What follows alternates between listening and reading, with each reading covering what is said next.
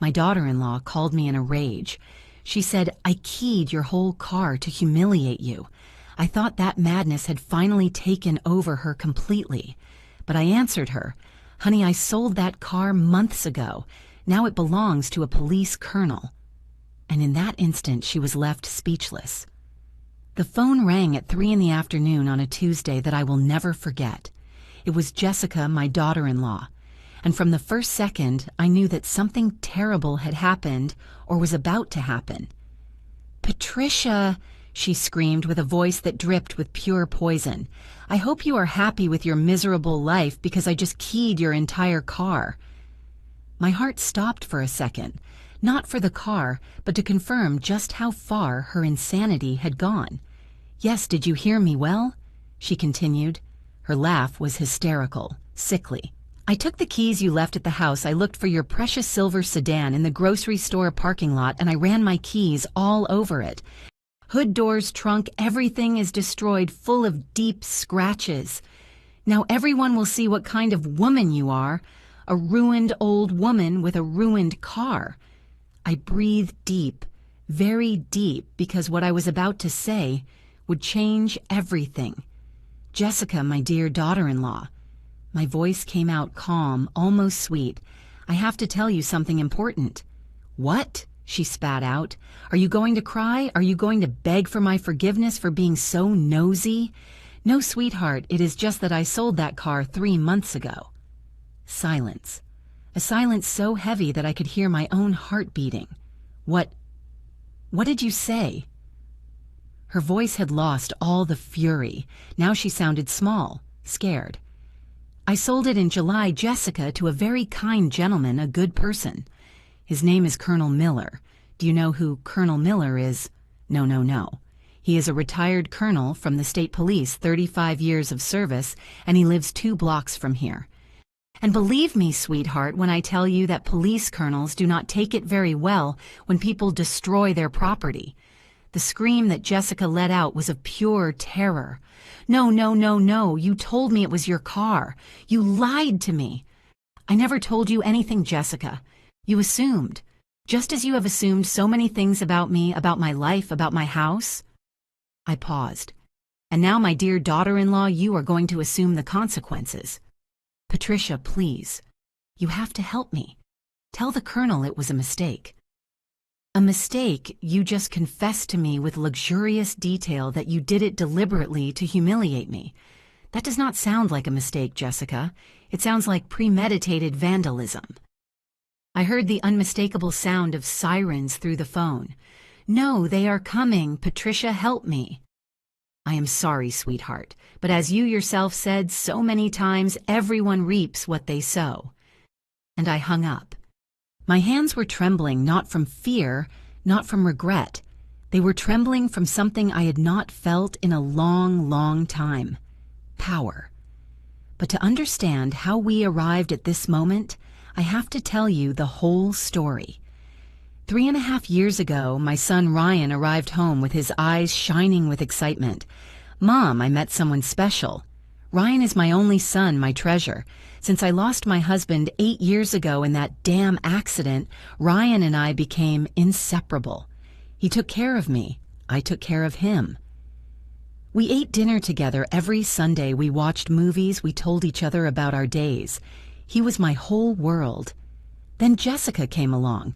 The first time I saw her, I understood why my son was in love. She was beautiful, long, caramel-colored hair, green eyes, perfect smile. She worked in public relations at a marketing agency.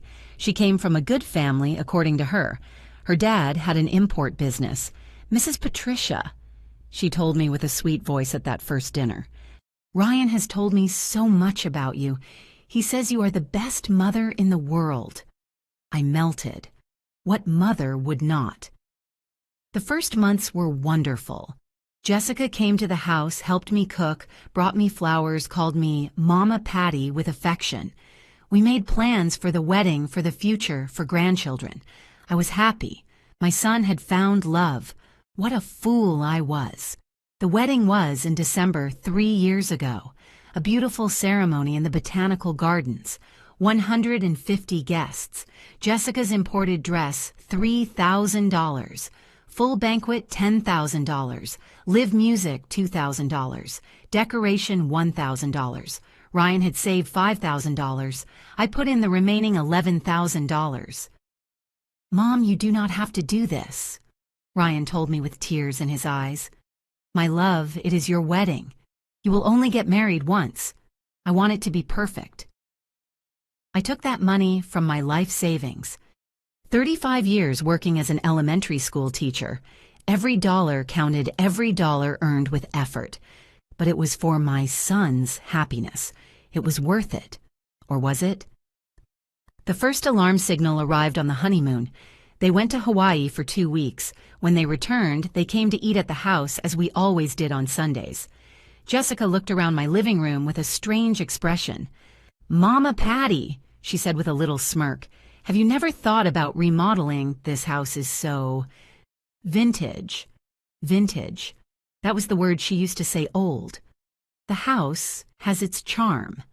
I replied, trying to sound casual. My husband and I bought it 40 years ago. It has many memories. Sure, she said, but her tone, there was something in her tone. It is just that Ryan and I were thinking when we have children we will need more space. Right, my love. Ryan nodded, but he looked uncomfortable. Well, the house has 4 bedrooms, I replied. There is plenty of space. Uh-huh. Jessica bit her lip. But 4 bedrooms for 5 people. You, us, and the kids. It is a bit tight, isn't it? 5 people. She was already planning to live in my house. Jessica Ryan. I said calmly, you guys have your apartment. It is comfortable. It is in a good area. It is just that it is a bit far from my work. Jessica interrupted, and the traffic is horrible. Ryan arrives exhausted every day. It is only 40 minutes, said Ryan. 40 minutes in the morning, 40 at night. That is more than an hour a day wasted of my life. Jessica touched his hand. If we lived closer to downtown like here, we could have a better quality of life. That was when I understood. She wanted my house. We will see, I said, closing the subject. For now, enjoy your apartment. You are newlyweds. You need your privacy. Jessica's smile froze for a microsecond, but she quickly recovered it. You are right, Mama Patty. I was only thinking about the future. The future. She always talked about the future. Her future in my house. The following 6 months were the beginning of my nightmare. Sunday dinners became tense. Jessica started arriving late. We just had a lot of work, she would say, or we got late at my parents' house. When she did come, she spent all the time on her phone. Jessica, will you join us? I would ask her when I set the table. Oh, Mama Patty, I just have to answer some important emails. She did not even look up. Ryan started to change too. Before he called me every day. Now 3 or 4 days passed without hearing from him. Son, are you okay? You haven't called me. Sorry, Mom, I have just been very busy. Busy, or is Jessica keeping you busy? I asked, half joking. Mom, his tone was a warning. Don't start. Don't start. I bit my tongue and did not say anything. I did not want to be the toxic mother-in-law, the nosy mother-in-law. Then the comments started. Mama Patty, don't you think this living room is very cluttered? So many antique furniture pieces. They make it look smaller. Mom, why do you have so many photos on the walls? It is like a museum. Mom, those curtains are not used anymore. How old are they? 20 years. Each visit was a new comment about my house, my things, my life. One day they arrived without warning. I was in my pajamas watching my soap opera at 3. Surprise! Shouted Ryan, entering with his key. Oh, son, you should have warned me, I said, fixing my hair. Jessica entered behind him, wrinkling her nose. Mom, is it necessary that you watch the TV so loud you can hear it from the street? I am alone, Jessica. I am not bothering anyone. Yes, but the neighbors. She made a vague gesture. Anyway, we came because we want to talk to you. They sat on the sofa, the two of them in front of me, as if it were an intervention. Mom, started Ryan, Jessica and I have been thinking about our future. She completed, taking his hand. Here it comes, I thought. Here comes the bomb. We want to have children soon, said Ryan, and our apartment is small. And you live alone in this enormous house, added Jessica with that fake smile. 4 bedrooms, 2 bathrooms, a garden, for a single person. It is my house, I said with more firmness than I felt. We know, Mom, nobody is saying the opposite. Ryan looked nervous. But we thought, what would you think if we moved in here, the 3 of us? Well, soon the 4 or 5 of us when the babies arrive. My stomach contracted. Ryan, this is my house, my space. You would be helping your son, interrupted Jessica. Don't you want your son to have a better life? Don't you want to meet your grandchildren and see them grow up close to you? The manipulation was so obvious that it hurt. Of course I want to meet my grandchildren, but you have your home. A tiny, uncomfortable home far from everything. Jessica raised her voice. While you have all this wasted space. Jessica, I warned, this is my house. I bought it with my husband. I raised my son here. It is not wasted space. It is my life. Mom, nobody is kicking you out, said Ryan quickly. We just thought we could share. Share my house. You could keep the master bedroom, offered Jessica as if she were doing me a favor. We would take the other 2 for us, and the baby and the 4th can be a study. How generous you are, Jessica, allowing me to keep my bedroom in my house. It does not have to be like that, Mom. Ryan looked desperate. We only wanted to propose it. Well, you already proposed it, and my answer is no. Jessica stood up abruptly. You know what, you are selfish. A selfish old woman who prefers to be alone in her big house rather than help her own son. Jessica, shouted Ryan, but she had already gone out, slamming the door so hard it made the photos on the wall tremble. Ryan looked at me with pleading eyes. Mom, please. Ryan, if you want a bigger house, look for it, save up, ask for a loan. But this house is mine, and while I live, it will continue to be mine. My son left without saying another word, and I stayed alone, trembling, feeling that I had just lost something precious. I did not know that was only the beginning. 2 months after that conversation, things got worse. Ryan barely spoke to me. When he did, he was sharp distant. My affectionate son had turned into a stranger. And Jessica. She looked at me with pure hate every time we saw each other. One Saturday, I went out early to the farmer's market. I needed to do my shopping for the week. Vegetables, fruits, chicken. The Saturday market is my ritual. I arrive at 7 in the morning when everything is fresh. I returned home around 11 with my heavy bags, tired but happy. And then I saw the cars parked in front of my house. 5, 6 cars, strangers, music coming out of my living room, voices, laughter. I opened the door with my heart racing. My living room was full of people I did not know, 25, 30 people.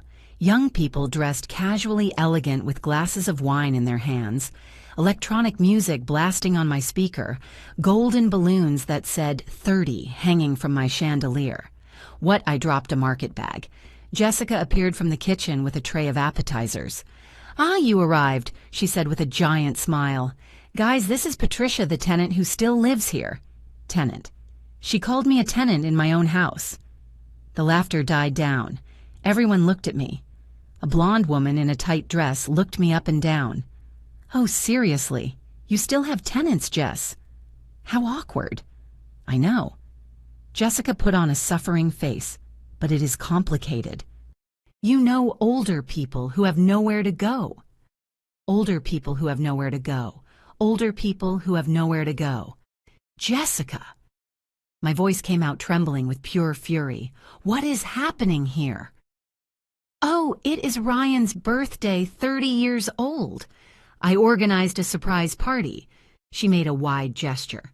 Isn't it beautiful I hired a catering service decoration in my house without warning me, without asking my permission? Well, Ryan has a key, she said, shrugging her shoulders. I thought there would be no problem. After all, you said that this house is also Ryan's right. The perfect trap. If I complained, I looked like the selfish mother who does not want to celebrate her son's birthday. Ryan came out of the bathroom at that moment.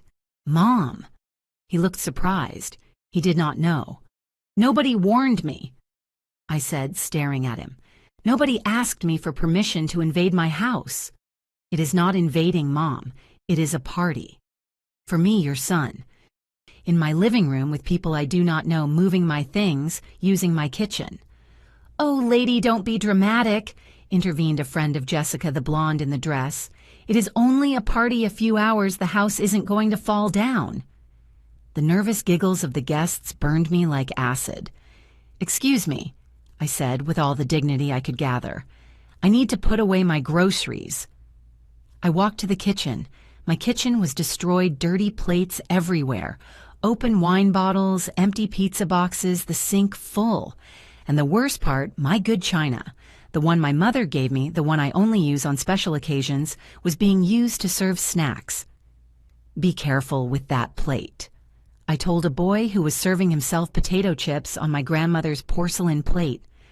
"Relax, Grandma," he said, laughing. "I am not going to break your antique." Grandma. He called me Grandma. A stranger. In my house.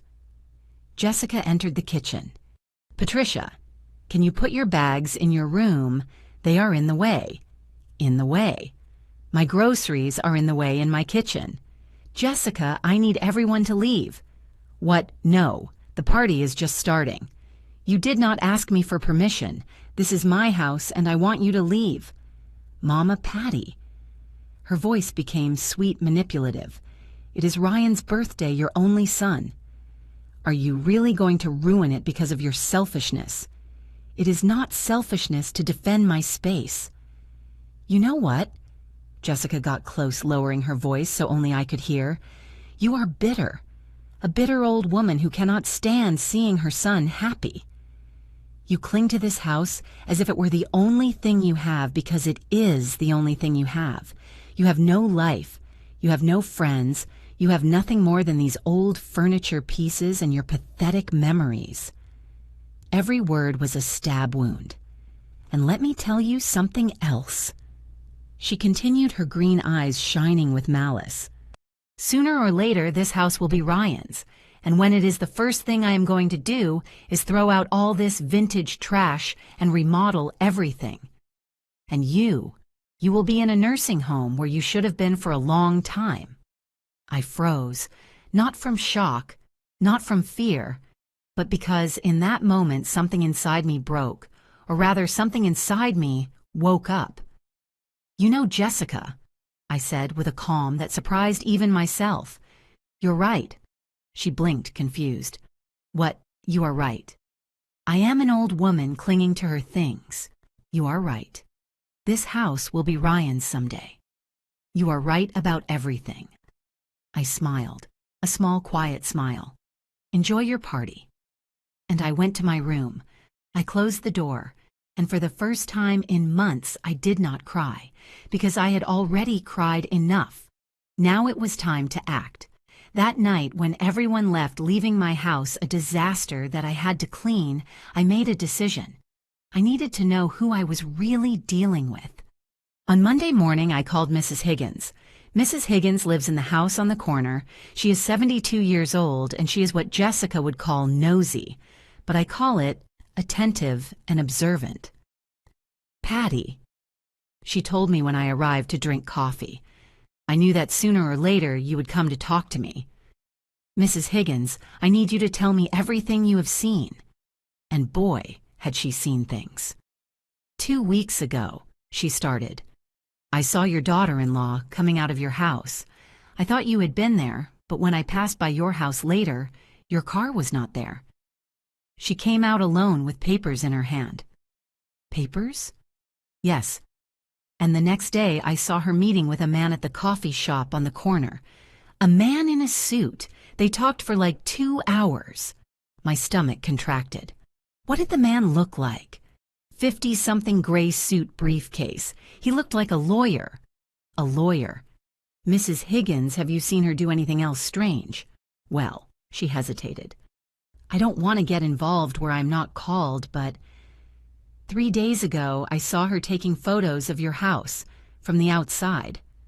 From the inside, too, when you left the window open, with her cell phone, like she was cataloging everything. Cataloging. My hands trembled around the coffee cup. Mrs. Higgins, would you do me a favor if you see her again doing something weird? Will you let me know? Of course, Patty. I know that girl is up to something.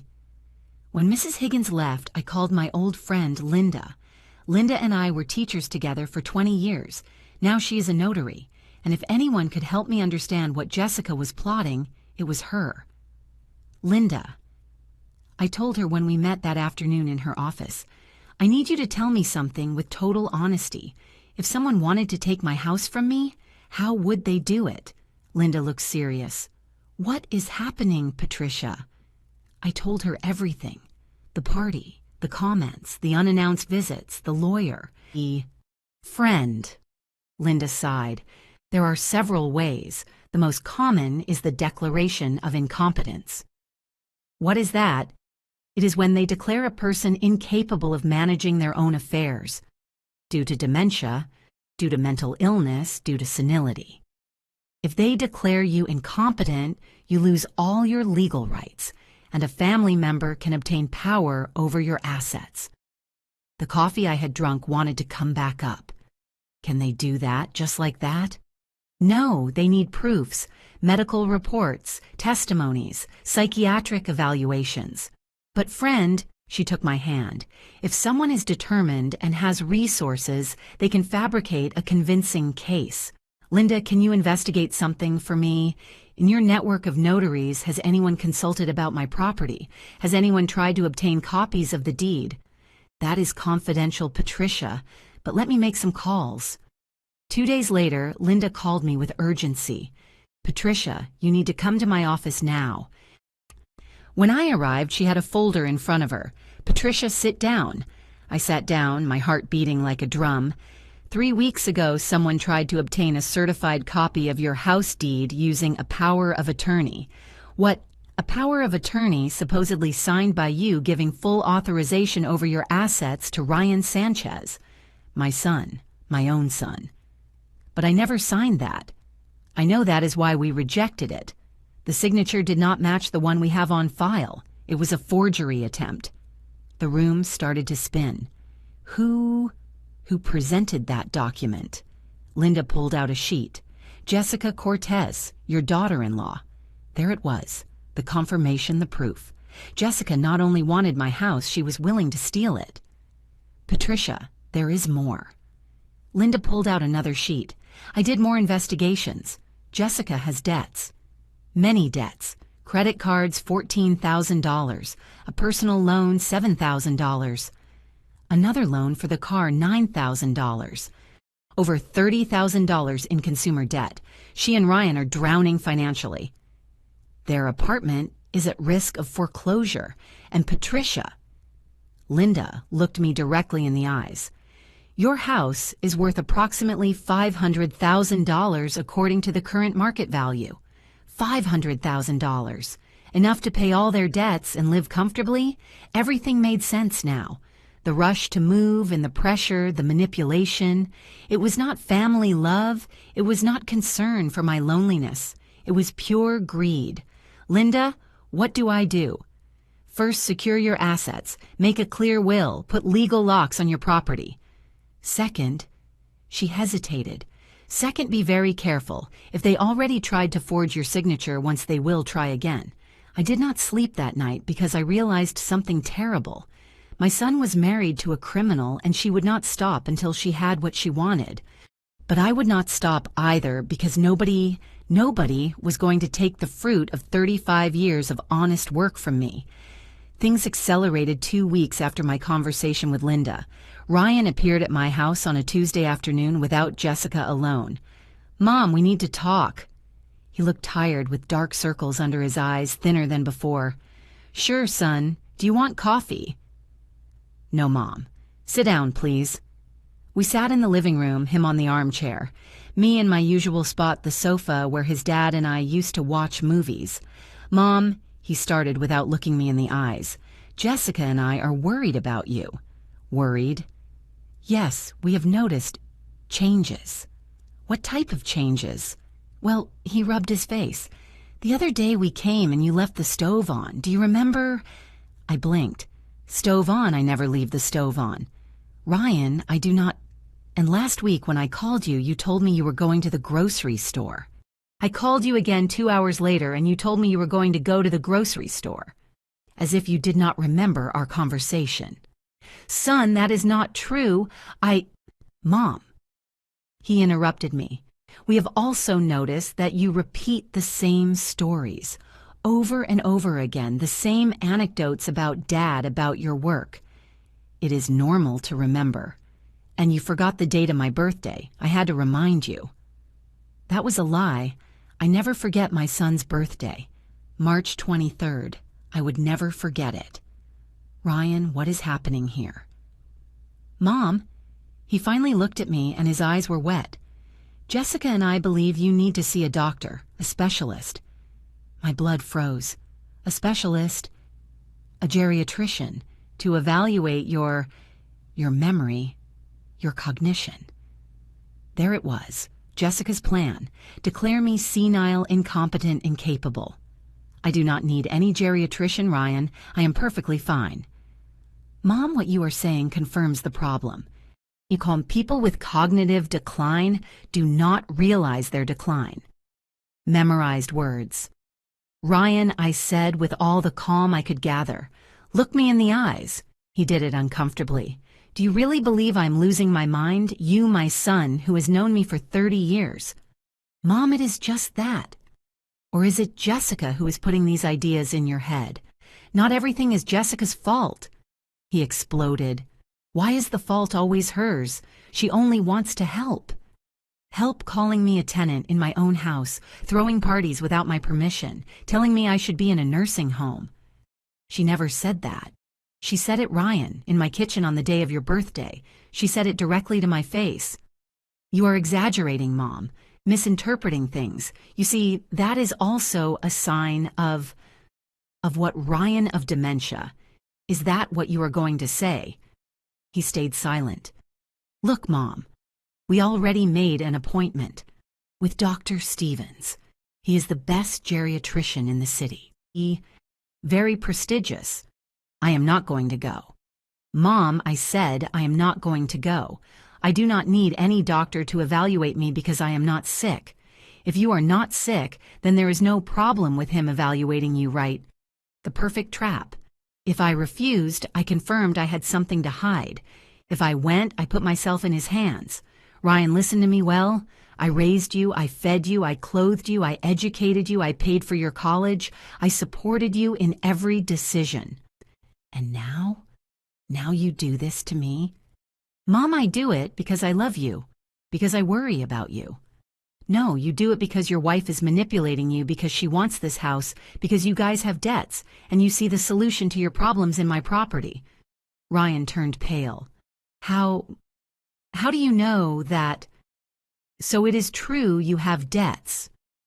Everyone has debts, Mom. It is normal. $40,000 is not normal debt, Ryan. Are you investigating us? I am protecting myself. What is different? Ryan stood up furious. You know what Jessica was right. You are paranoid. You see conspiracies where there aren't any. You have become a bitter, distrustful person. I have become a person who opens her eyes. See you on Thursday at 4 at Dr. Stevens' office. I hope you go for your own good. And he left. I stayed seated, trembling, but not from fear, from determination. Because if they wanted to play dirty, I would play smarter. Thursday arrived. I decided to go to the appointment, but not alone. I called my niece Chloe, my sister's daughter. Chloe is a lawyer, young, intelligent, fierce.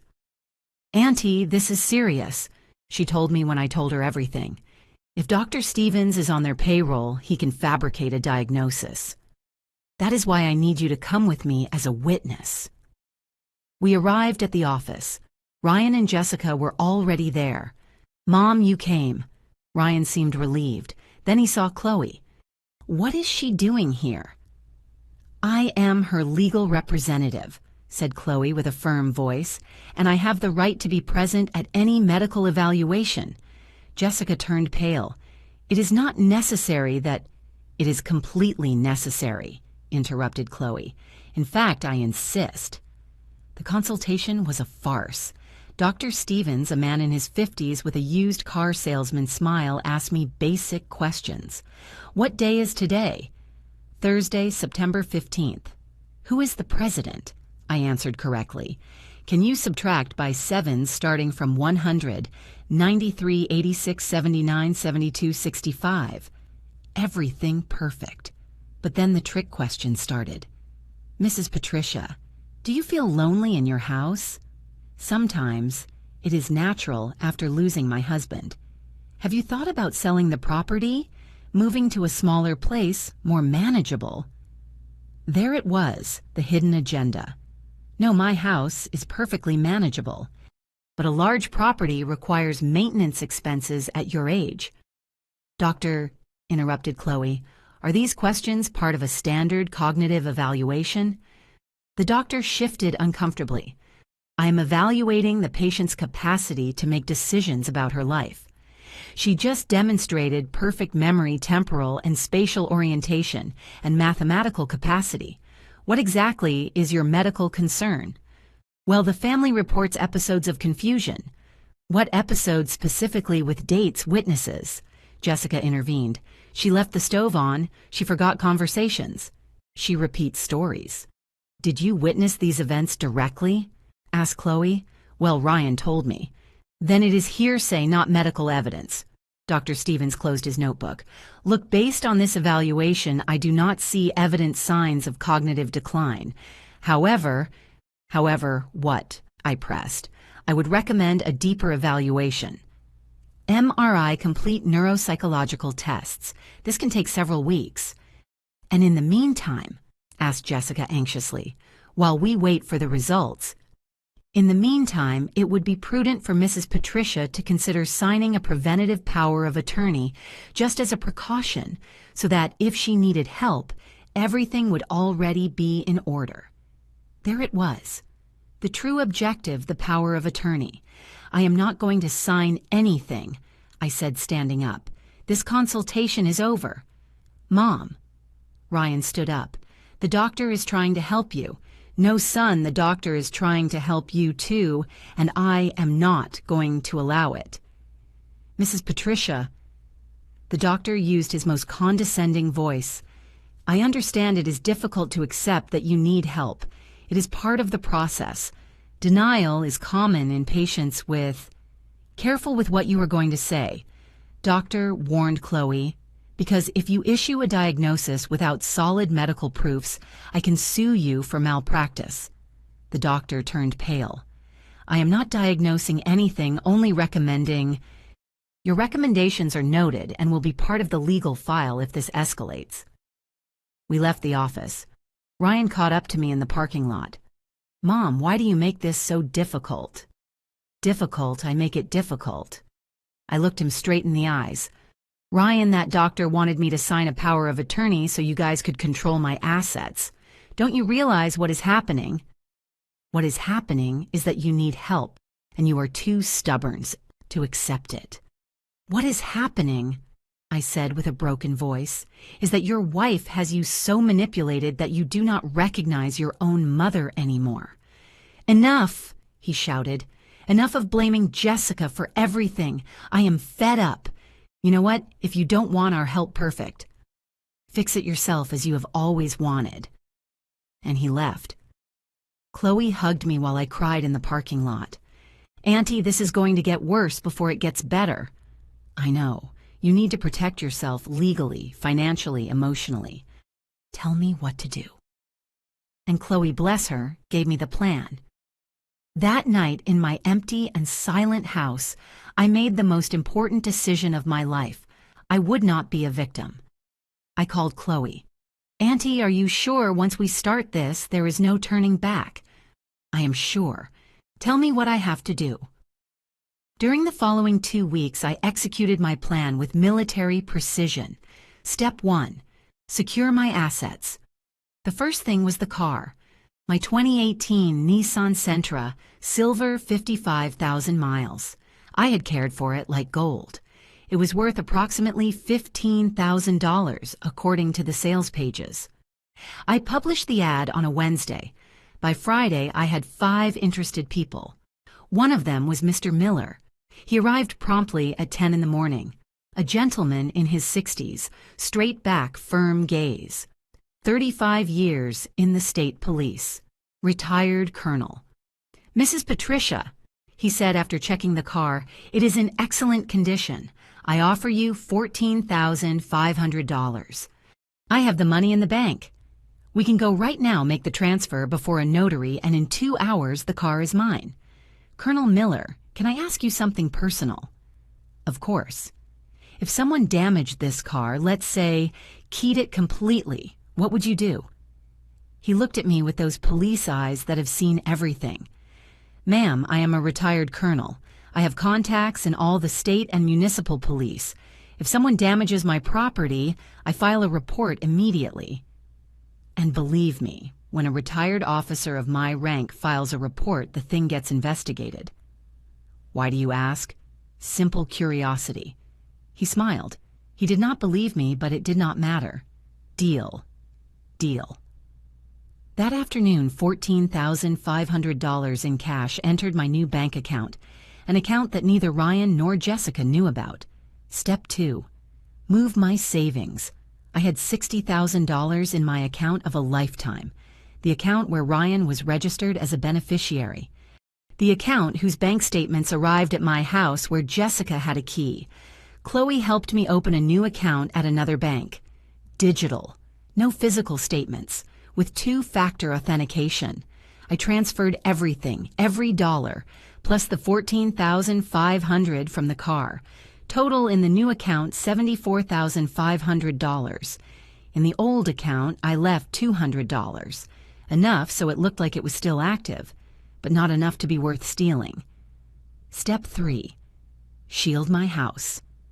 With Linda, my notary friend, I made several legal moves. First, a new will, extremely clear. The house for Ryan, but only after my death, and with a clause. If he tried to take it from me before the inheritance was annulled and the property was donated to a children's foundation. Second, a deed of life estate. This meant that although the house would eventually be Ryan's, I had the right to live in it until my death. Nobody could kick me out. Third, a revocable power of attorney only to Chloe.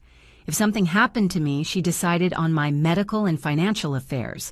Not Ryan, not Jessica. Auntie. Chloe told me, "This is going to infuriate them when they find out." I know, but it is my protection. Step 4. The surveillance. Here came the delicate part. I called my nephew Javier. He is an IT security technician. I explained the situation. "Aunt Patty, what you are asking me is..." "Well, it is heavy." "I know, but I need proofs, evidence of what they are planning." "Are you sure once you see what they are saying, you won't be able to unhear it?" "I am sure." Javier installed 4 hidden cameras in my house, one in the living room inside a wall clock, one in the kitchen inside the microwave, which I did not use anymore, one in the hallway inside a picture frame, one in the corridor inside the smoke detector, all connected to an app on my cell phone. I could see and hear everything in real time. And everything was recorded to the cloud. "Auntie, this is legal because it is your house, but be careful with what you do with the recordings." "I will only use them if it is absolutely necessary." I gave a copy of the house keys to Jessica 2 days later. "Jessica," I told her on the phone, sweet as honey, "I have been thinking. Maybe you are right. Maybe I am being too closed off. Here, keep this copy of the keys.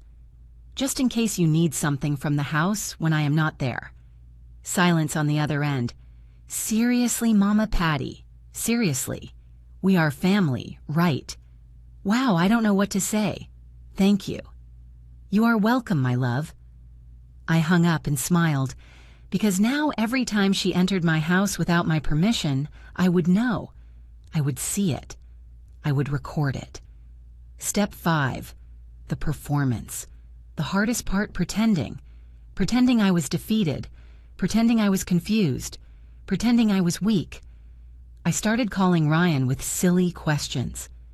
"My son, what day do the pensions pay out?" "Mom, on the 28th of every month, like always." "Oh yes, did I forget?" I had not forgotten, but I needed him to believe I had. I asked him for help with simple things. "Ryan, can you come help me with the washing machine? I don't understand the new buttons." It was the same washing machine from 5 years ago. I knew perfectly well how to use it. I started repeating stories at dinners. "Did I tell you about that time your dad and I went to Florida?" "Yes, Mom, 3 times." "Seriously? Oh, forgive me." I saw the look he exchanged with Jessica. That look of, "See, I told you." Perfect. I accidentally let something burn on the stove. Nothing dangerous, just a little rice. "Mom, you left the stove on." Seriously, oh my God, my head these days. More significant looks. For 2 weeks, I gave them exactly what they wanted. An older woman confused who was losing her faculties, and in the meantime, I watched. The recordings were pure gold. Recording from September 18th, 3:47 p.m. Jessica and Ryan in my living room. I had supposedly gone to the doctor. "Jessica, did you see how she forgot that she had already told us that story? It is the 3rd time this week." Ryan: "Yes, she is getting worse." Jessica: "Exactly, that is why we have to move fast before she does something stupid like donate the house to a church or something like that." Ryan: "She wouldn't do that. My mom wouldn't." Jessica: "Your mom is senile, Ryan. How many more proofs do you need?" She already tried to reject Dr. Stevens. Thank God she didn't sign anything that day, because if not, we would have lost our opportunity. Ryan: "Our opportunity for what?" Jessica: "To protect her. To protect her assets, which is your inheritance, which is our future." Ryan: "Jessica." Jessica: "What are you going to tell me we don't need the money? Ryan, we owe $40,000. $40,000. The bank already threatened to sue us. Our apartment is at risk, and your mom has a $500,000 house for her alone. Does that seem fair to you?"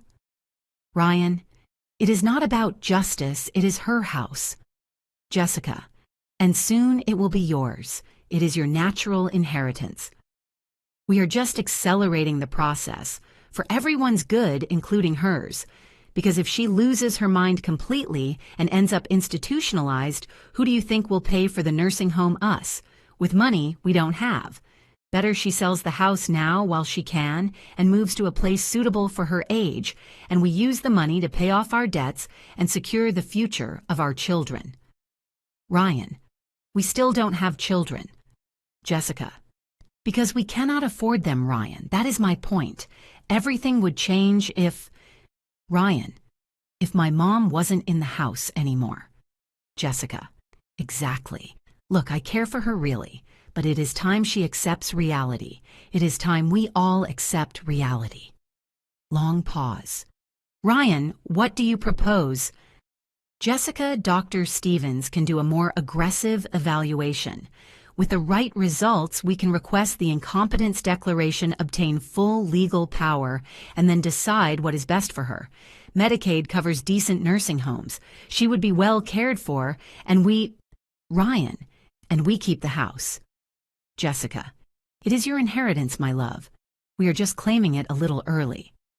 When I saw that recording, I cried. Not from sadness, from fury, but also from relief. Because now I had proofs of the manipulation, proofs of the conspiracy, proofs of everything. And I was ready for the next step, step 6, the final key. I contacted Colonel Miller, who bought my car. "Mr. Miller, I need to ask you a very big favor. Tell me, Mrs. Patricia." I told him everything. The situation with my daughter-in-law, the manipulation, and my plan. "You bought that car from me 2 weeks ago." I told him, "but Jessica does not know. She still believes it is mine, and I have reasons to believe she is going to do something about it." Colonel Miller listened attentively.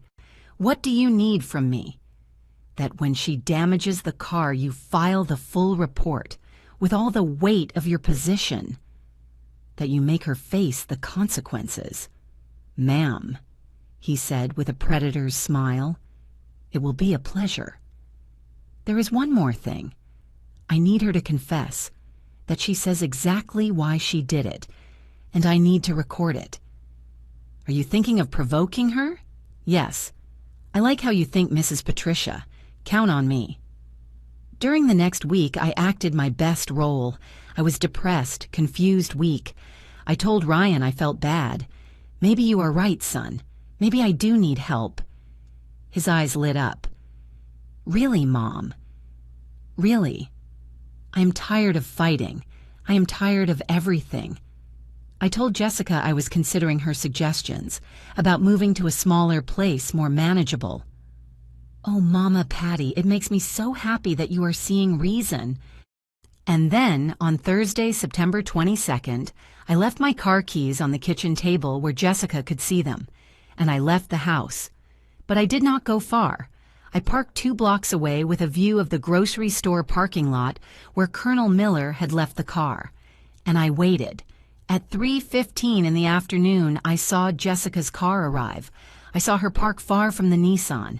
I saw her walk toward it, looking around to make sure nobody saw her. I saw her take out her keys, and I saw her key the complete car. Hood doors, trunk, with cruelty, with rage, with a smile on her face. I took photos of everything with my cell phone. When she finished, I saw her return to her car and drive away laughing. I waited 5 minutes. Then I called Colonel Miller. It happened. Excellent. I am on my way, with patrol cars. And then I dialed Jessica's number, and the conversation that would change everything began. The phone rang 3 times before she answered. Hello? Her voice sounded happy, satisfied. Jessica, it is me. Ah, Mama Patty. What happened? Did you finish with the doctor? I did not go to the doctor, Jessica. Pause. No, why not? Because I had other things to do, important things. Ah, well, and what do you need? I do not need anything, my love. I was just calling to tell you something curious that just happened. What thing? Her voice now had a touch of caution. Well, look, Colonel Miller just called me very upset. Do you remember him? The gentleman who bought the car from me 2 months ago. Silence absolute. Jessica, are you still there? What did you say? Colonel Miller, the owner of the silver Nissan. But that is your car. It was my car, my love. I sold it in July, didn't I tell you? No, you didn't tell me. Her voice was starting to tremble. Oh, how strange. I thought I did. Well, the case is that Mr. Miller just called me very upset. It seems someone keyed his car completely. Everything. The poor man is destroyed. I didn't. And the curious thing, Jessica, is that he asked me if I knew who could have done something like that, because apparently someone saw the incident. One of the security cameras at the grocery store captured everything. A lie. There were no cameras, but she did not know that. Mother. The scream was pure terror. You told me it was your car. I never told you anything, Danielle. In fact, we have not spoken about the car in weeks, but the keys, you left them on the table. Ah, yes, the keys to my new house, the ones they gave me at the locksmith to make copies. Another lie, but a perfect one. No. No, no, no, no. Her voice was rising in pitch, hysterical. This cannot be happening. Danielle, you just confessed that you keyed the car. You set a trap for me. A trap, my dear. I did not force you to scratch any car. That was your decision, your choice. I did it to humiliate you, to teach you your place, so you would understand that you cannot keep ruining life for Ryan and me. Bingo, full confession recorded on my phone. Danielle, do you understand what you just said? You just confessed to premeditated vandalism. I do not care. You deserve it. You selfish, broke old burden. You should be in a nursing home. You should be dead. Those last words hit me like a punch, but they did not hurt anymore because finally the mask had fallen completely. Wow, I said calmly.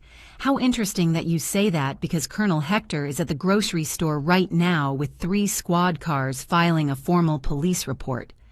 What? Yes, my dear. Destruction of private property, vandalism, and when a retired state police colonel files a report, the matter is investigated very, very thoroughly. Mother, you have to help me. Help you. After what you just said, after wishing me dead. I did not mean that I was angry, Mother, please. In the background, I heard sirens. Sirens that were getting closer to where she was. Danielle, where are you right now? I am at home. I just got here. Why, at your house? At the apartment? Yes. Perfect, because Colonel Hector gave your description to the officers. 28-year-old female, long brown hair, blue dress, driving a red Mazda. Your red Mazda, Danielle? A scream of pure panic. No, they are already here. They are already knocking on my door. Then I suggest you open it. Resisting only makes things worse. Mother, I hate you, I hate you. You ruined everything, everything. No, my dear, you ruined everything. I only protected what was mine. Ma'am, open the door. I heard the authoritative voice of a police officer in the background. One moment, Danielle screamed. Then to me, with a pleading voice, Mama Patty, please talk to them. Tell them it was a mistake, that I thought it was your car, that it was a confusion, please. Danielle, how many times did you ask me to leave my own house? I never. How many times did you humiliate me, called me old, treated me like trash? How many times did you plan to rob me, declare me senile, institutionalize me? Silence. I know everything, Danielle, everything. I have recordings. I have proof. I know about the debts. I know about the attempt to forge my signature. I know about your conversations with Ryan planning how to take my house away. You are lying. September 18th, 3:47 in the afternoon. My living room, you and Ryan. Direct quote, "It is your inheritance, my love. We are just claiming it a little early." Shall I continue? The silence was devastating. How? Because I am not the senile old woman you thought I was. Because you underestimated the wrong person. Open the door now, or we will break it down. The police officer's shout was louder now. I have to go, I said calmly. The officers are waiting for you. Oh, and Danielle, one more thing. What? Her voice was barely a defeated whisper. The car you keyed is worth $30,000. The damage you did will probably cost between $3,000 and $5,000 to repair. That is a felony. Not a simple infraction, a felony, with possible jail time. No, it cannot be. And Colonel Hector is not just any man. He is a retired colonel with contacts throughout the entire state police force. He is not going to let this go unpunished. Mama Patty, please.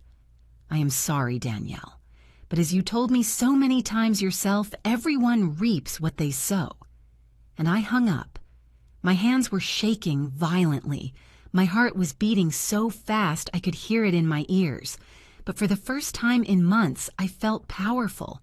I felt free. I drove straight home. I needed to be in my space, in my territory.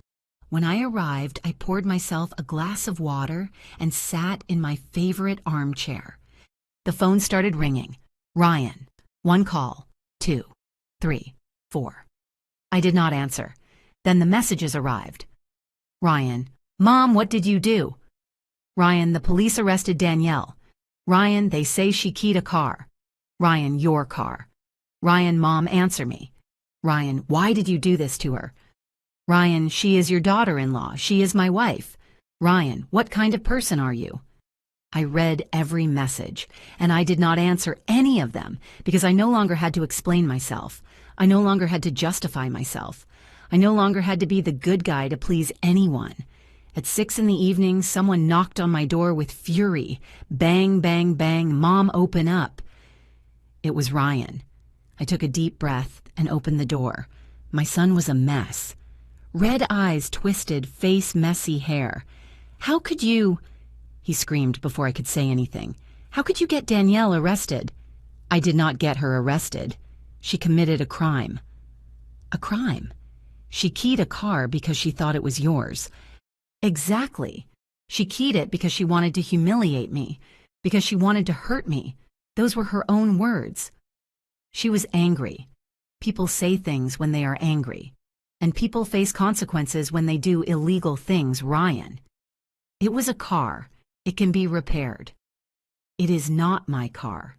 It is Colonel Hector's car, and he has every right to press charges. You planned it. This whole thing was a trap. Yes, I planned it. I admitted it without shame. Because your wife has been plotting for months on how to steal my house, how to declare me senile, how to institutionalize me, and I defended myself. That is a lie. Really? I pulled out my phone. "Do you want to hear the recordings?" His face went pale. What recordings?" "The recordings from your living room, of my conversations with Danielle, of your conversations with Danielle." I searched for the file. "For example, this one from September 18th. Want to hear it?" "Mom, no." I pressed play. Danielle's voice came out clear from the speaker. "It is your inheritance, my love.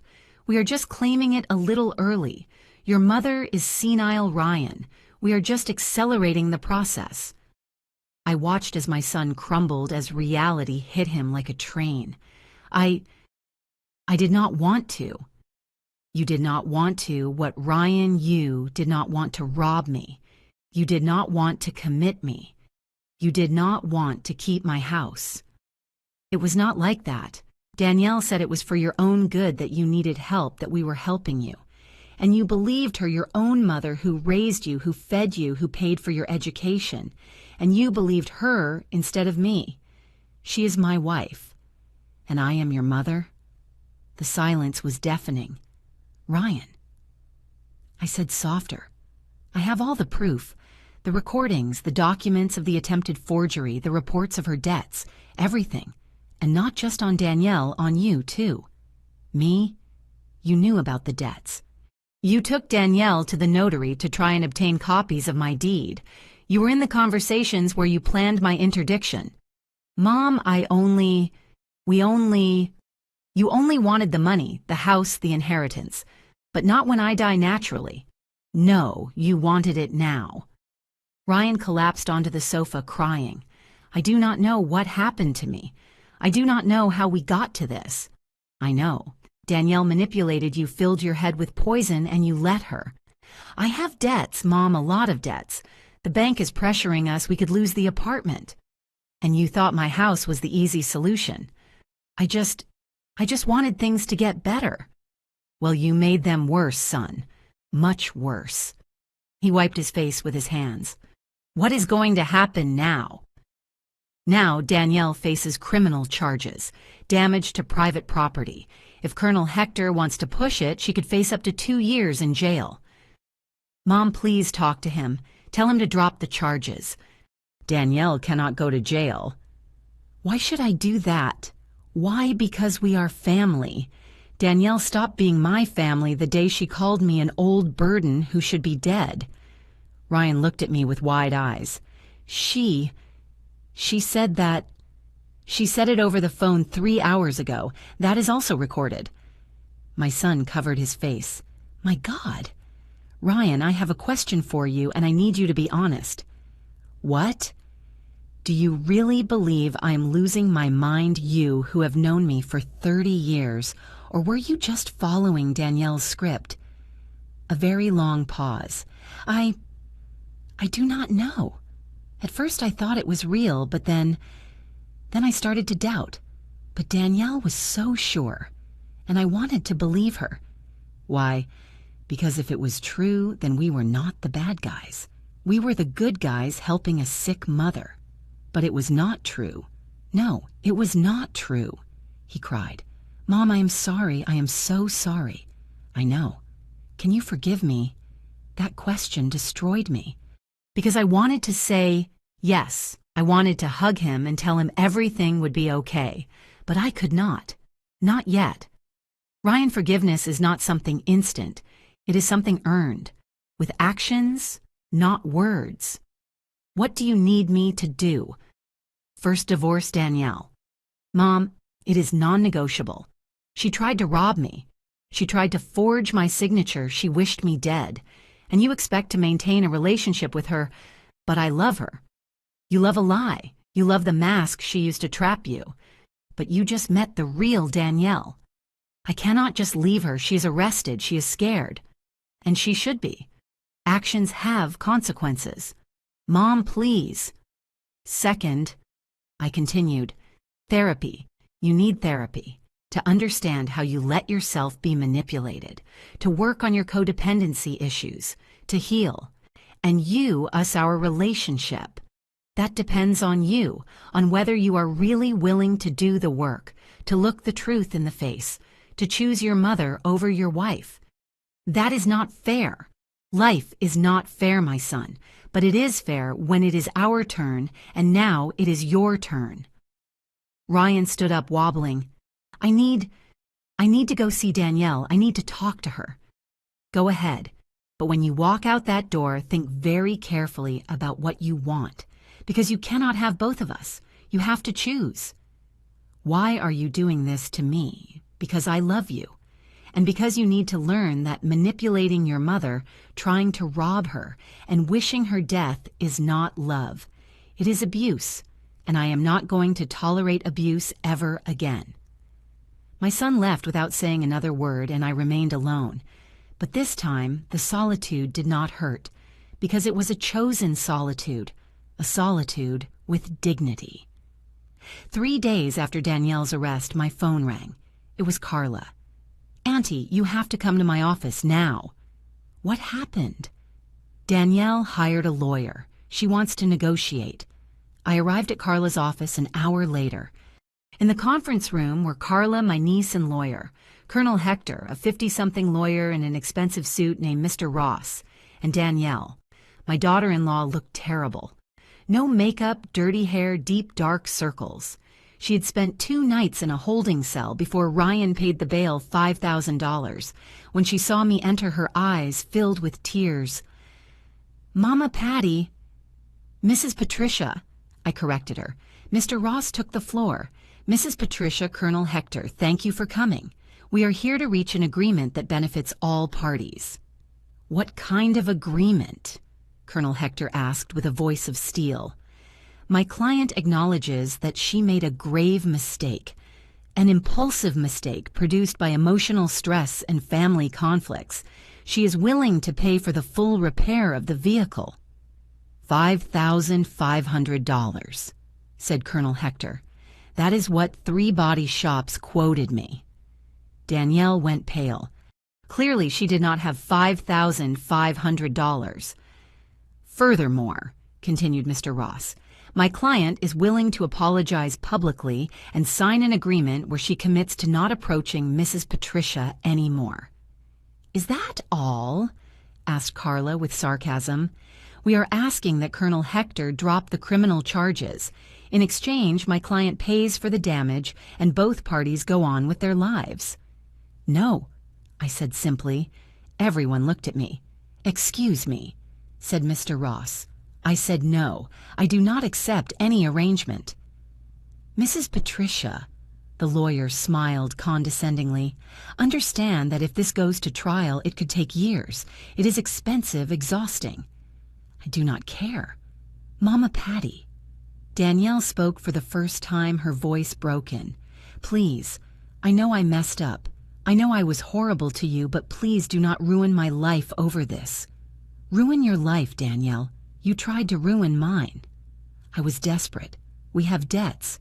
We are drowning. I did not know what to do. And you decided to rob me. I was not going to rob you. We just wanted you to see reason, for you to understand that we needed help. Help Danielle, you tried to forge my signature. You tried to declare me senile. You organized an entire plan with a corrupt doctor to take away my legal rights, and you call that help? I only wanted the best for everyone. Lie, you wanted the best for you. Mr. Ross intervened. Mrs. Patricia, I understand your anger, but consider this. If you drop the charges, my client can avoid a criminal record. She can keep her job. She can have a normal life. And me. When was I offered a normal life? When you were humiliating me in my own house, when you were planning to institutionalize me, when you were wishing me dead. Those are serious accusations, said the lawyer. With recordings to back them up, responded Carla. In fact, we have the transcripts here. She pulled out a thick folder. Conversations where Mrs. Danielle explicitly plans how to have my aunt declared incompetent, how to falsify documents, how to manipulate medical evaluations. The lawyer opened the folder. He read. His face became serious. This changes things. Indeed, said Carla, because now we are not just talking about property damage.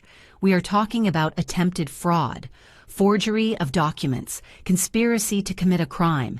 Each one of those charges can be 2 to 6 years in prison. Danielle started to sob. Please, Mama Patty, please do not do this to me. I am not doing anything to you, Danielle. You did this to yourself. You will have to live with the guilt, she screamed suddenly, of knowing you sent your son's wife to prison, that you destroyed his marriage, that you ruined his life. No, I said with deadly calm. You ruined his life. You manipulated him. You used him. You turned him against his own mother. I only defended myself. Ladies, interrupted Colonel Hector, I understand the emotions here, but let us be practical. Mrs. Patricia, what do you want? Everyone looked at me. I took a deep breath. I want justice. Justice can take many forms, said the colonel. Then these are my conditions, non-negotiable. I pulled out my own list, the one Carla and I had prepared. 1. Danielle pays $5,500 to Colonel Hector for the car repairs, in cash. This week, I do not have it. Shut up, I growled at her. For the first time in my life, I growled at someone, and it felt good. 2. Danielle signs a full confession of everything she did. Attempted fraud, forgery, conspiracy, everything documented and notarized. That is incriminating herself, protested the lawyer. It is the truth, and it is my condition. 3. Danielle divorces Ryan immediately, without asking for alimony, without asking for anything. She walks away clean. No, screamed Danielle. I love Ryan.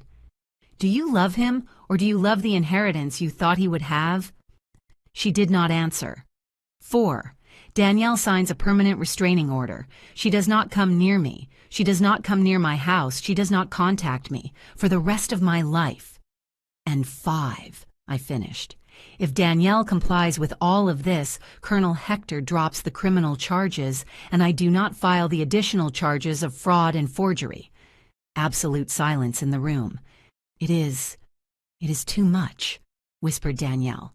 It is generous, I responded, because the alternative is that you face all the charges. Property damage, fraud, forgery.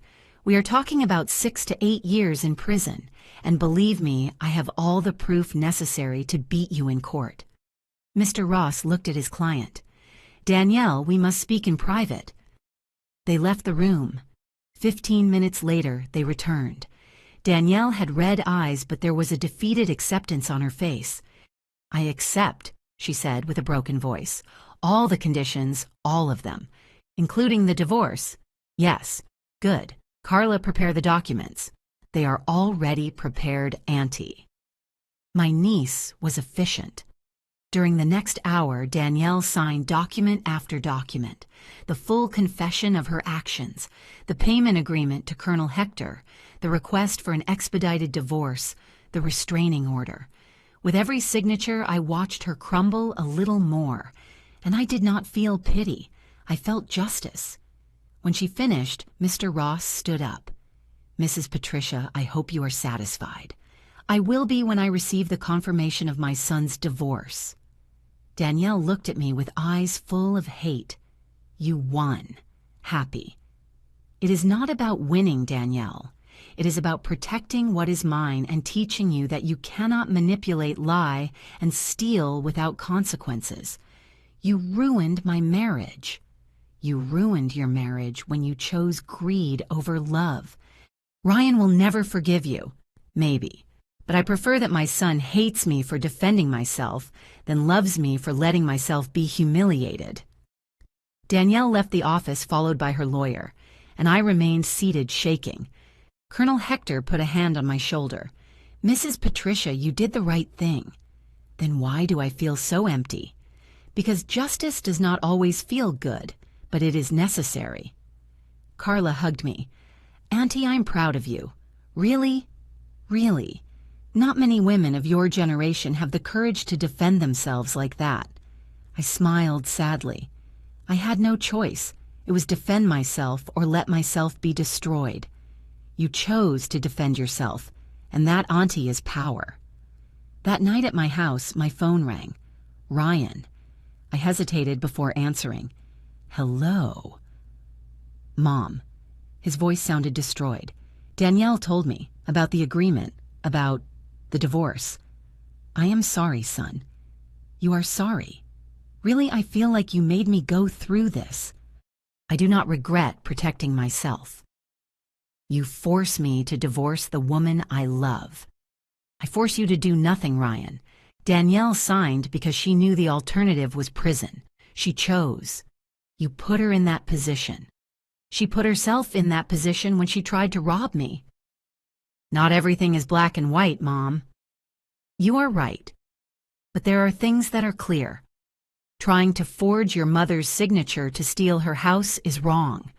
Wishing death on your mother-in-law is wrong. Manipulating your husband against his mother is wrong." Silence. "Ryan, I have a question." "What?" "If I had been weak, if I had not defended myself, if I had let Danielle go ahead with her plan, where would I be right now?" Long pause. "I do not know. I do know I would be institutionalized, declared senile, without rights to my assets, in a state nursing home paid for by Medicaid while you two sold my house and spent my money. Ryan, is that the ending you wanted for me?" "No. I never wanted that." "But you allowed it.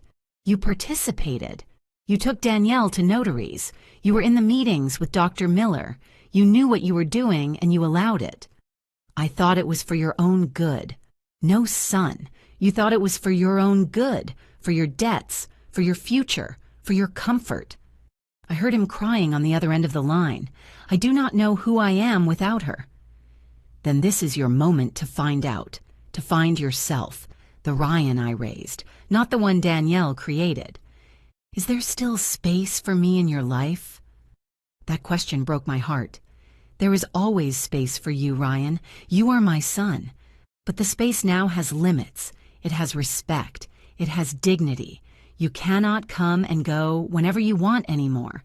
You cannot manipulate me or use me anymore. If you want to be in my life, it has to be on my terms.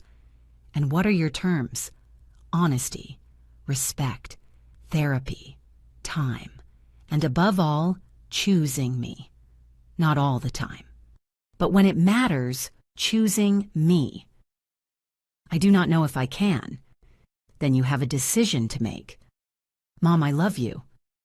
Ryan, I will always love you, but I am not going to destroy myself to love you anymore. And I hung up. I cried that night. I cried for my son. I cried for the destroyed marriage. I cried for the broken family. But I also cried of relief, because finally, I was free. 2 months later, I am sitting in my garden drinking coffee in my favorite mug, the one my husband gave me 20 years ago. The November sun is perfect. Not too hot, not too cold. Colonel Hector received his $5,500. His car is as good as new, and he became an unexpected friend. Now he comes to drink coffee on Thursdays. Danielle and Ryan are officially divorced. The process took 6 weeks, expedited as we agreed. Danielle moved back in with her parents. She lost her job at the marketing agency when they found out about the arrest. Now she works in a call center earning $1,500 a month. Her debts are still there, eating her alive. The last I heard of her, she was in court-ordered therapy, part of the agreement for Colonel Hector to drop the charges. And Ryan, my son is living alone in his apartment. He sold many things to cover the debts. He is in therapy too. He calls me once a week. Short conversations, uncomfortable at first, but honest. 3 weeks ago, he came to the house. For the first time in months. He knocked on the door. He did not use his key. "Mom, can I come in?" "Of course, son." He sat in the living room, uncomfortable. "You look good," he said. "Thank you. You look tired." "I am. Working, paying debts, therapy. It is exhausting, but necessary." "Yes, Mom. I came to tell you something. I am listening." "You were right. About everything. About Danielle. About me. About everything." I felt a lump in my throat. My son. No, let me finish. I was an idiot. A manipulated idiot, yes, but an idiot nonetheless. I allowed someone to convince me that attacking my own mother was okay, that stealing from you was justified, that humiliating you was for your own good. He wiped his tears. And the worst part is that a part of me knew. I knew it was wrong. But it was easier to believe Danielle than to face the truth, that we were broke, desperate, and willing to do anything for money. Ryan. When I was married to her, I was another person, a person I do not like, a person who could look his mother in the eye and tell her she was crazy when I knew she wasn't. But you are in therapy now. You are working on yourself. Yes, and it is the hardest work I have ever done. Because it means accepting that I was also the villain, not just Danielle, me. I stood up and sat next to him. "Son, we all make mistakes." "This was not a mistake, Mom. It was a series of horrible decisions, and you suffered for them." "But I survived." "Because you are strong, stronger than me." "No, son. I am strong because I had to be, and you are too. That is why you are here. That is why you are doing the work. Can you forgive me someday? I am already forgiving you, little by little. Every time you come over, every time you are honest, every time you choose the truth over comfort. Can we rebuild our relationship? Yes, but it will be different. It will not go back to how it was before. I know. It will have limits. It will have respect. And if you ever allow anyone to treat me the way Danielle treated me again, it is over. Forever. Understood. I hugged him, and he cried in my arms like when he was a child. Last week, Mrs. Miller came to visit me. "Patty, the whole neighborhood is talking about you." "Really? What are they saying?" "That you are a warrior, that you stood up to your manipulative daughter-in-law and won. You have half the ladies in the neighborhood asking me how you did it." I laughed. "There is no magic formula, Martha. Just not letting myself be trampled on." "Well, many of us need to learn that. Rose, the one on the corner, her daughter-in-law treats her horribly too, and she just takes it. Tell Rose to come over for coffee. I will tell her my story." And that is how it started. One by one, ladies from the neighborhood came to my house. Ladies with manipulative daughters-in-law. Ladies with children who ignored them. Ladies who felt they were worth nothing. And I told them my story. Not to brag, but to give them power. Because if I, at my 67 years, could defend myself, they can too. A week ago, Linda called me. "Friend, I have news. Good or bad? Depends. Remember that Danielle tried to forge your signature. How could I forget?" Well, it turns out it was not the first time. We investigated more. She tried the same thing with her best friend's parents and with an uncle who had money. Really, it is a pattern. Danielle looks for older people with properties. She gains their trust, and then she tries to keep their assets. It is almost professional. My God. The good news is, with your case and the other complaints, the district attorney is building a bigger case. She could face serious charges even if you drop yours. And what does that mean? It means that even though you forgave her, justice did not. There are other victims, and this time she is not going to escape. I remained silent, processing. Friend, are you okay? Yes, it just gives me chills to think she really was a professional scammer and that my son was married to her. That is why you should feel proud. Not only did you protect yourself, you protected Ryan too, even if he does not see it that way yet. Thank you, Linda, for everything. That is what friends are for. Yesterday was a special day. Ryan called. Mom, can I come visit you tomorrow? There is something I want to show you. Of course, my son. He arrived at 11 in the morning with a folder in his hands. What is that? My finances organized with a payment plan. I opened the folder. There were Excel sheets, projections, budgets. I am going to pay off all my debts in 18 months, no more. I am going to live with the minimum. No luxuries, no excesses. Just work and pay. Ryan, and when I finish, I want to start over. For real, without debts, without weight on my shoulders. And Mom, I want to ask for your forgiveness. Not with words, but with actions. You are already asking for forgiveness with this. It is not enough, so I want to do something else. He pulled out another document.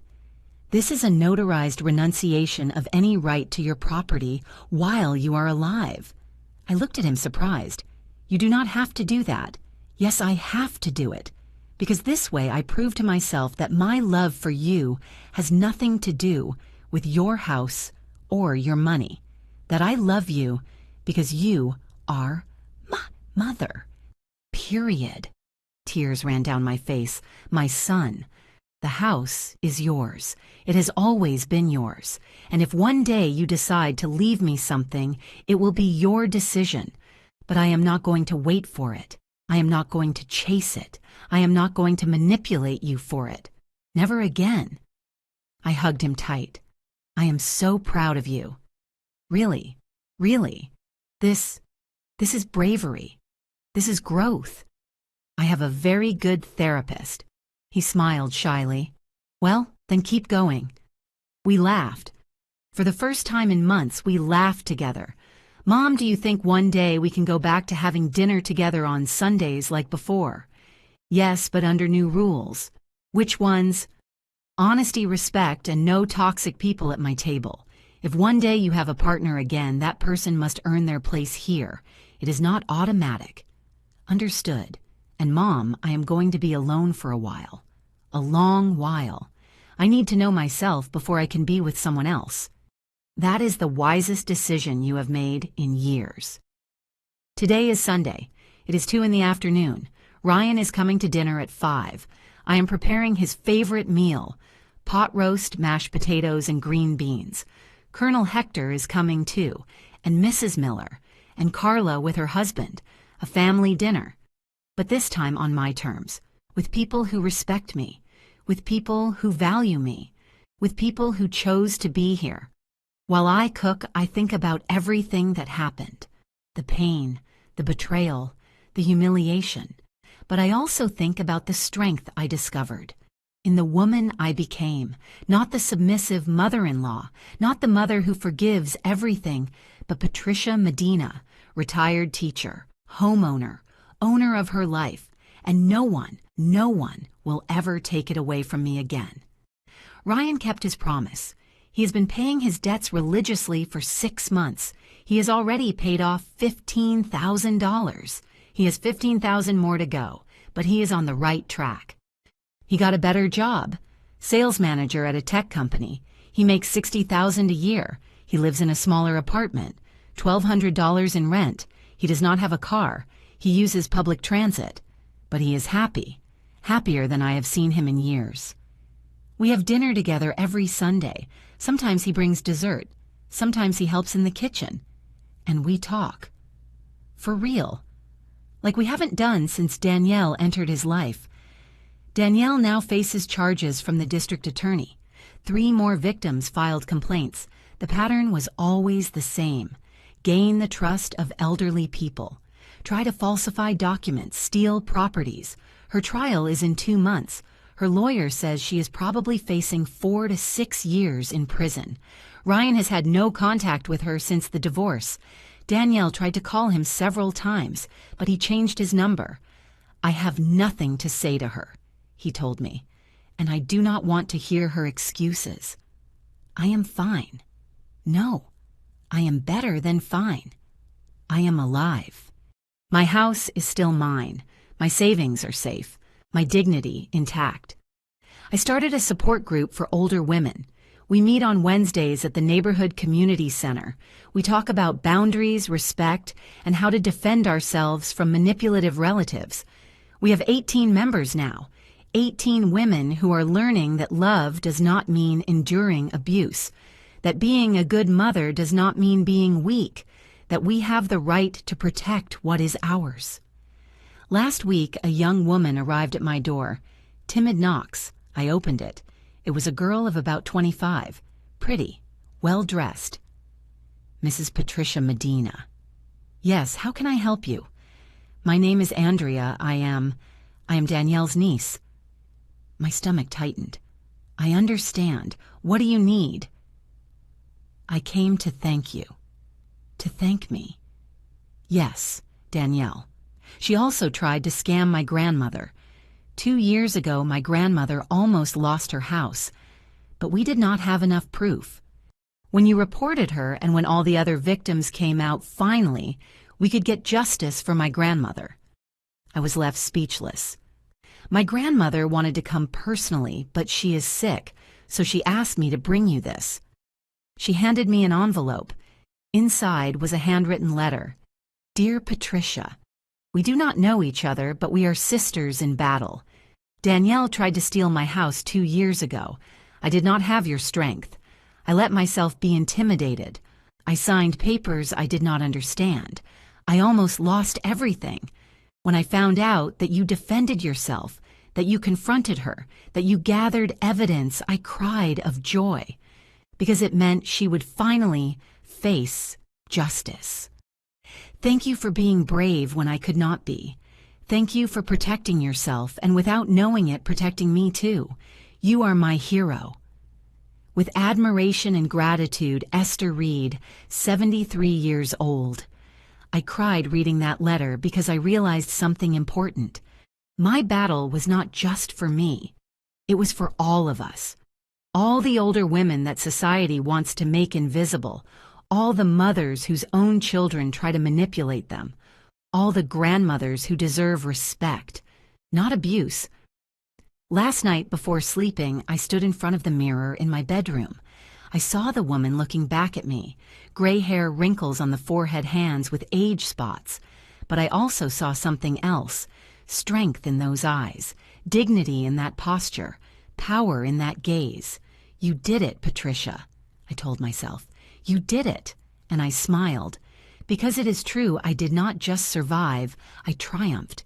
If you are listening to this story and you feel identified, if you have a daughter-in-law, a son-in-law, a child, or any relative who is manipulating you, if you feel pressured to hand over your house, your money, your autonomy, if someone makes you feel like you are a burden, an obstacle, a nuisance, listen to me well. You are not the problem. You are not crazy. You are not selfish for protecting what is yours. You have a right to your space. You have a right to your assets. You have a right to your dignity. And if someone tries to take that away from you, you have the right to defend yourself with all your strength, with all the legal tools available, with all the courage you carry inside. Because true love does not manipulate. True love does not steal. True love does not humiliate. And you deserve to be loved for real. Not for what you have, but for who you are. Today, at my 67 years, sitting in my house drinking coffee in my favorite mug surrounded by people who respect me, I can say with certainty I am Patricia Medina, retired teacher, mother, survivor, warrior, and no one never again will make me feel less than that. This was my story, the story of how my daughter-in-law tried to destroy me, and how I destroyed her first, not with malice, but with justice. And if my words can help even just one woman to defend herself, then every tear, every sleepless night, every moment of pain was worth it, because now I am free, and you can be too. You just have to have the courage to say, enough. This is mine. I matter. And believe me, when you finally say it, everything changes. The end. Patricia Medina closed her diary, put away the pen, and went out to the garden where Ryan was waiting for her to plant rose bushes. Mother and son working together. Not in the house they almost lost, but in the house she saved. And while the afternoon sun bathed the garden in golden light, Patricia smiled. Because finally, after so much pain, she had found peace. Not the peace of surrender, but the peace of victory. And that, dear reader, is the best peace of all.